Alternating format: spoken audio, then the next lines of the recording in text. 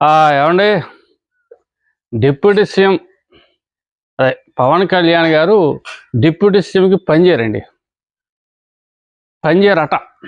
ఇది నేనంటలేదండి, నేనంటలేదు. ఇది CPI party కార్యదర్శి రామకృష్ణ గారు అని చెప్పేసి ఆయన ఒక స్టేట్మెంట్ ఇచ్చాడు. ఆయనకట పవన్ కళ్యాణ్ గారట డిప్యూటీ సీఎంగా సూటబుల్ కాదట ఆయన అంటున్నాడు. ఆయన ఏ దేవాదాయో ధర్మాదాయ శాఖ ఇస్తే అది కరెక్ట్ అంట, ఎంతో కొంత. ఉప ముఖ్యమంత్రిగా పవన్ కళ్యాణ్ పనిచేయడట, ఆయన ఇచ్చిన స్టేట్మెంట్. పైగా దానికి రీజన్ కూడా చెప్పాడు. ఆ రీజన్ ఏంటి చెప్పమంటారా? ఈయన కేరళలో గుళ్ళు గోపురాలు తిరిగాడు కదా ఆధ్యాత్మికంగా, అలా వెళ్ళకూడదట. పరిపాలన వదిలేశాడట మొత్తానికి. మరి 8 నెలల నుంచి రామకృష్ణ గారు మరి ఆంధ్రాలో ఉన్నారో మరి ఎక్కడికైనా వెళ్ళిపోయాడో తెల్ల, కానీ మరి ఆయనకి స్టేట్మెంట్ ఎలా ఇవ్వాలనిపించిందో కూడా అర్థం కావట్లేదు. పరిపాలన వదిలేశాడట. గుళ్ళు గోపురాలు సనాతన ధర్మం అంటూ తిరుగుతున్నాడట. అతనికి డిప్యూటీ సీఎం అవసరం లేదట, అనర్హతట, అనర్హుడట ఆ పదవికి ఆయన. అది ఇతను చెప్తున్నాడు.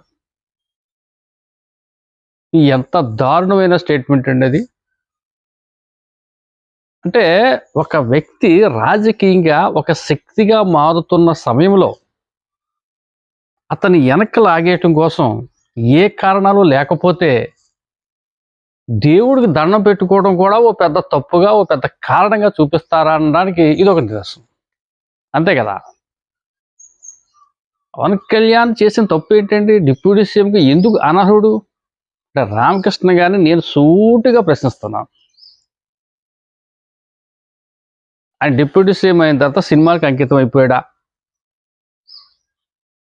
ఆయన ఆంధ్రాను వదిలేసి హైదరాబాద్కి పరిమితం అయిపోయి నిత్యం షూటింగ్లో బిజీ అయిపోతే ఓకే అనుకోవచ్చు, అతను అనర్హుడు అని చెప్పేసి. మీకు గుర్తుందో లేదో, ఏలూరులో కాంగ్రెస్ ఎంపీగా కృష్ణ నగ్గినప్పుడు ఆయన అలాగే సినిమాకి అంకితం అయిపోయాడు. సేవ చేసేవాడు, వర్క్ చేసేవాడు. కాంగ్రెస్ గవర్నమెంట్ తప్పులో రాజీవ్ గాంధీతో ఉన్న అనుబంధంతో నిధులు తెచ్చేవాడు, కానీ మనిషి కనపడేవాడు. ఆయన షూటింగ్లకు బిజీగా వెళ్ళిపోయేవాడు. రెండోసారి పోటీ చేస్తే చిచ్చుగా ఓడించేశారు జనం. ఇంకా తర్వాత అతను ప్రత్యక్ష రాజకీయాలు నేను రానని చెప్పేసి అతను స్టేట్మెంట్ ఇచ్చాడు. మరి ఇతను అలా కాదు కదా. ఇతనే సినిమాలు మానేసుకున్నాడు. ఆఖరికి ఆ ఓజీ సినిమా అనుకుంటాను, ఏదో 4 రోజులు షెడ్యూల్ ఉంది, కనీసం 4 రోజులు రావాయా బాబు అని డైరెక్టర్ బతిమాలే కానీ తెలట్లేదు.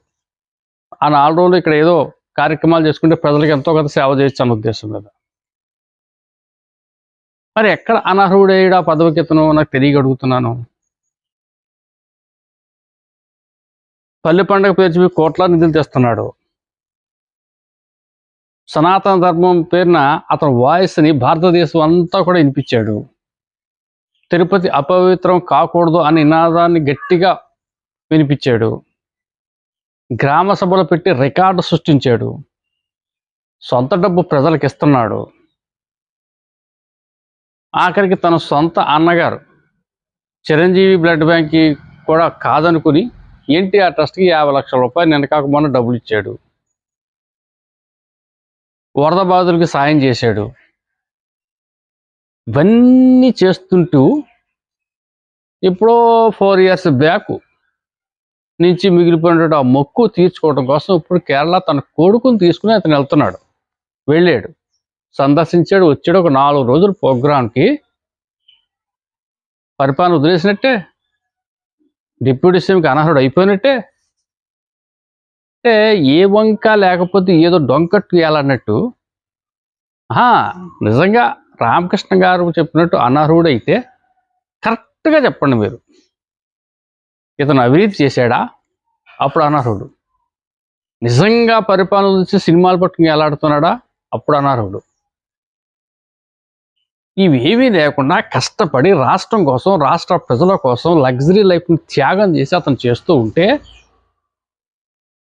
అతన్ని అభినందించాల్సింది పోయి పైగా డిప్యూటీ సీఎంకి అనర్హుడు అంటున్నాడంటే రామకృష్ణ గారు అంటున్నారా, వెనకాల ఎవరైనా అనిపిస్తున్నారా? అది కూడా మనం ఆలోచించాలి. అంటే ఎంతసేపు ఒక వర్గం వాళ్ళే ఇతన్ని డిగ్రేడ్ చేసే ప్రయత్నం చేస్తే జనం నమ్మట్లేదు కాబట్టి ఇంకొకళ్ళు కూడా ఇందులో కలుపుకుందాం, ఇంకో పార్టీ వాళ్ళు కూడా కలుపుకుందాం అని చెప్పేసి ఈ సిపిఐ అయితే వీళ్ళతోటి ఈ వ్యవసాయ కూలీలు, చిన్న చితక లేబర్ పార్టీలు అన్నీ కూడా కలిసి ఉంటా, వాళ్ళు చెప్పిన మాటలు నమ్ముతారని చెప్పి ఇదో కుట్ర మనం అనుకోవడానికి కూడా అవకాశం ఉంది. అలా కూడా మనం ఆలోచించవచ్చు. సరే, ఏదైనా కుట్ర పన్నినా, ఇంకోటి పన్నినా ఇతను నిజంగా తప్పు చేసి ఉండాలి కదా. గుడికెళ్తే అనర్హుడా? దేవుడికి దండం పెడితే తప్ప? ఎక్కడ దారుణం అండి? ఇదేమి రాజకీయాలండి? ఏమి స్టేట్మెంట్లండి? ప్రజలు ఎలా స్వాగతిస్తారండి మీ స్టేట్మెంట్ని? ప్రజలు ఎలాగా మిమ్మల్ని దాన్ని ఏమంటారు, గౌరవిస్తారు? మీకు తప్పుడు స్టేట్మెంట్లు. అదే నేను అంటున్నాను కదా, ఒక వ్యక్తి రాజకీయంగా ఒక శక్తిగా మారుతున్నటువంటి ప్రయత్నంలో అతన్ని వెనక్కలాగే ఈ ప్రయత్నం ఉన్నప్పుడు అతనిలో ఉన్నటువంటి మైనస్లు మీరు దమ్ముంటే మైనస్లు మీరు గుర్తించండి. మైనస్లు లేనప్పుడు నోరు మూసుకొచ్చో. అంతేగాని ఏ తప్పు చేయకపోయినా అతను మానాన్ని అతను మంచి పనులు చేసుకుంటూ వెళ్తుంటే ఆ మంచి పనులని చెడ్డ పనులుగా మీరు చూపిస్తే రేపొద్దున జనం మేము మీ మీద రాళ్ళు వేసుకునే పరిస్థితి మీరు తెచ్చుకుంటారు.